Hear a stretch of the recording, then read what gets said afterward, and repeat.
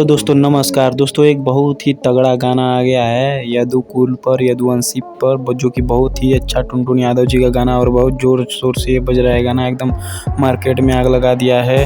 हम इसको देख रहे हैं तो कम दीपावली फिल्म पर रिलीज किया गया है और 1 घंटा में लाखों व्यू पा लिया इस गाने ने और बहुत सारे लाइक भी पा लिया है। और दीपावली फिल्म शायद ये नीतीश यादव जी का चैनल है और बहुत ही अच्छा गाना है टुनटुन यादव जी के आवाज़ में। इस एल्बम का नाम है यदुकुल और जो कि इसमें टुनटुन यादव जी भक्ति की तरह एकदम बहुत अच्छा सा गाना है। भक्ति सावन गीत है, जाएंगे तो बहुत अच्छा लगेगा, सुनिएगा। और गजब का कमाल का गाना है दोस्तों। बात करें तो ये सुपर डुपर हिट है, एकदम धमाल मचा के रख दिया है। तो चलते हैं दोस्तों, अगर गाना अच्छा लगे तो ज़रूर सुनिएगा। जय हिंद।